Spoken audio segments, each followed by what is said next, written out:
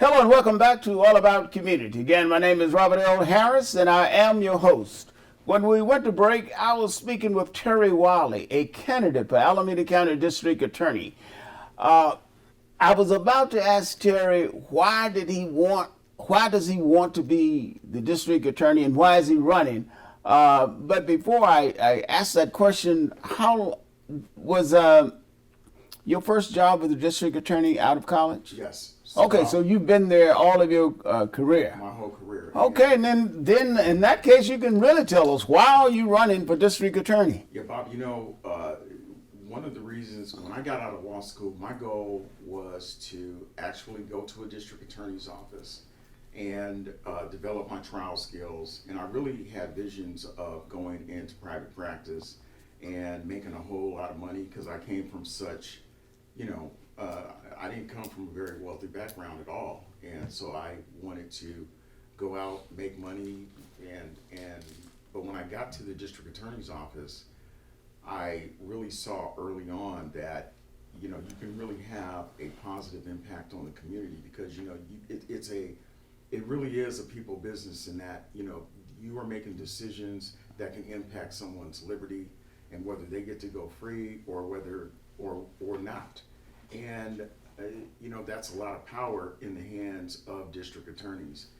And what is the difference you think that you will make if you are elected district attorney of Alameda County? Well, I think a big difference is that everyone understands that we have a criminal justice system that is broken and in need of change. I've been with the district attorney's office for 30 years.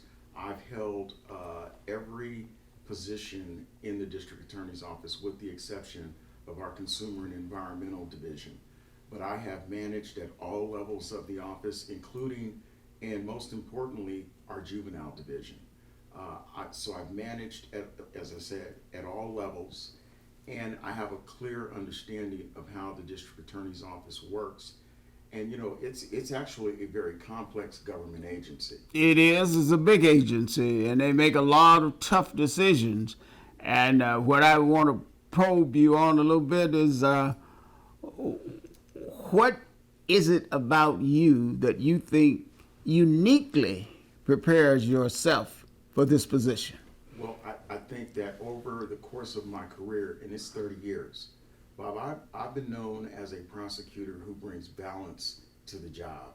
And what do you mean balance to the job? Well, I think you have to be able to evaluate cases because really that's what we do on a daily basis. You have to be able to evaluate cases and make decisions as to whether or not, because people make mistakes. And, they do. And they can get caught up in the criminal justice system, and then you are tasked with making a decision as to whether or not this is a case where this individual should really be involved in the criminal justice system or not. So DAs make those kinds of decisions, is that right? Every day.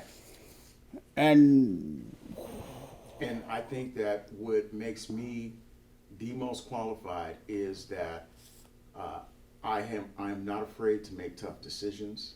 That's been my history. When the Oakland Writers case arose, now, what is the Writers case? I personally know a little bit about it, but tell us just briefly. Well, the Writers case involved several Oakland police officers who were accused of filing false police reports, physically abusing suspects, and planting evidence on suspects.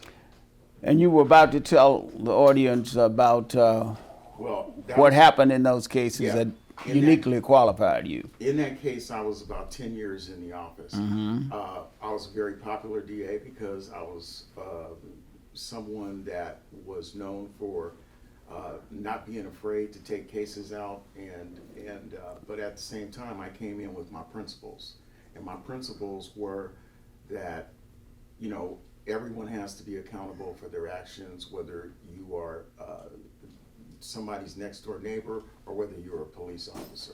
And one of the things that I did not sign up for is I did not sign up to be a district attorney and handle cases where evidence is being planted, suspects are being beaten, and evidence is being and false police reports are being filed.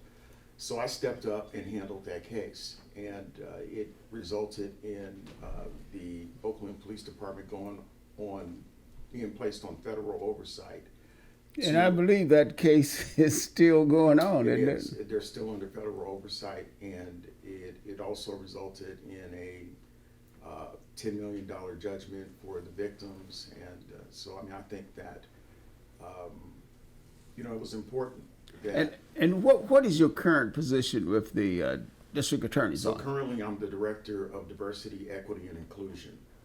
I'm the third-ranking district attorney in the office, and I'm responsible for addressing issues such as implicit bias training of all of our employees. I created a 4-module training program that requires every employee, whether you're an administrative assistant or a veteran district attorney, you have to go through the implicit bias training. And where do you stand on the death penalty? I oppose the death penalty. Well, what if somebody comes in, has killed somebody, and Yeah, I oppose the death penalty in terms of the manner in which it has been applied generally over the years.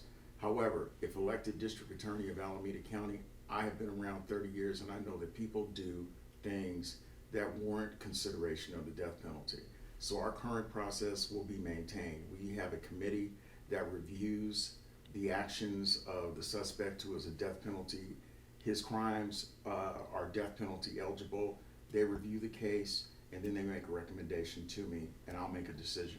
Okay, well, very good. Now, we're going to have to go to break. And when we return, I want to get more specific with you and talk about the 5 key policy principles that you've laid out on your website as to why you really want to be district attorney. So don't touch that remote.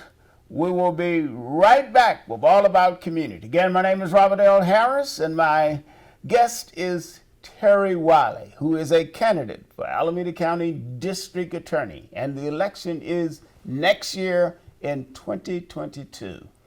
We'll be right back.